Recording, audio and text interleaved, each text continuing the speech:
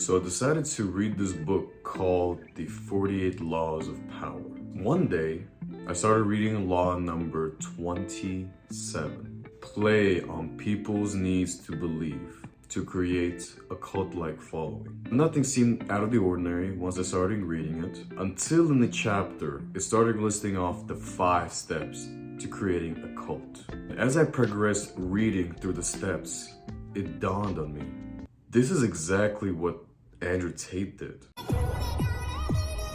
Some of you might be fans of him and you might not agree, and that's fine. But before you click off, give me a chance, hear me out, and then form your own opinion. Step number 1, keep it vague, keep it simple.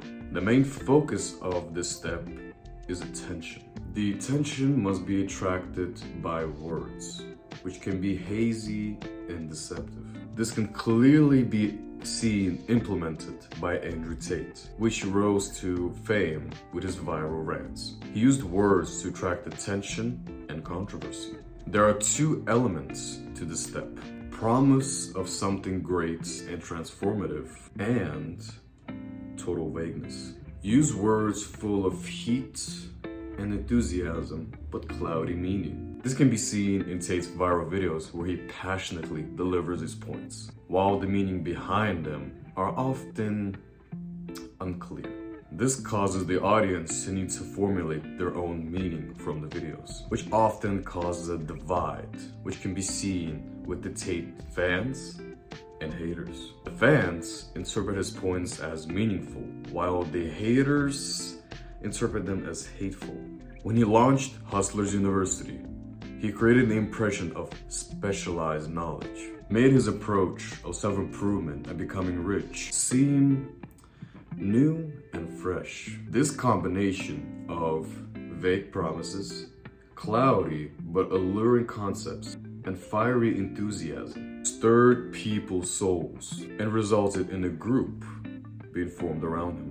Most people's problems have complex causes. However, most want to hear a simple solution to them. Enter Hustlers University. Step number 2, emphasize the visual and sensual over the intellectual. Once a group is formed, 2 dangers loom over it: boredom and skepticism. So you need to amuse the bored and warn off the cynics. The best way to do this is through theater. If anyone has ever watched any Andrew Tate videos, whether you like them or not, you gotta say they are pretty entertaining.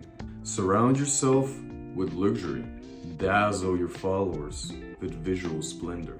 Fill their eyes with spectacle, which begs the question, what color is your Bugatti?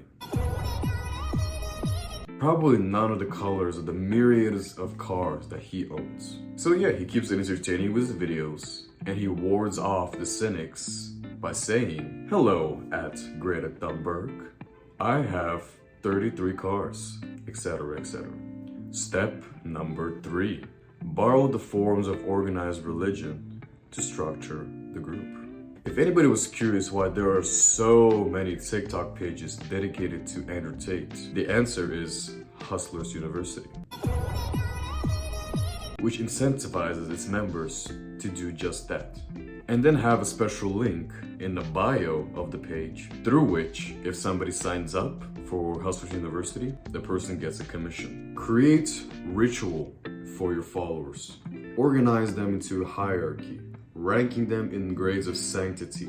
Give them names and titles that resound with religious overtones. Talk and act like a prophet. Step number 4, disguise your form of income. What does Andrew Tate attribute to his success and wealth? Well, he was a kickboxing champion, started an online cam girl business that supposedly blew up. However, once you actually look into it, most of his wealth and success comes from where exactly? You guessed it, Hustlers University. Your followers want to believe that if they follow you, all sorts of good things will fall into their lap. Never reveal that your wealth comes from your followers' pockets. Make it seem to come from the truth of your methods. Follow this Hustlers University course to become rich and successful, just like the top G.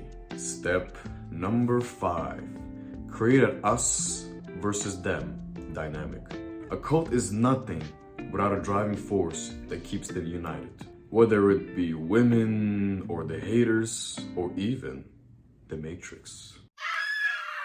Make your followers believe they are part of an exclusive club, unified by a bond of common goals. The goal of being the top G. Then strengthen this bond by manufacturing the notion of an enemy out to ruin you. Force of non-believers, outsiders, trying to reveal the true nature of his beliefs. If you have enemies, invent one. So yeah, take whatever conclusions you want from this video. I'm not here to convince you one way or the other, but it is pretty oddly similar how these steps correlate to what Andrew Tate has implemented to become the top G.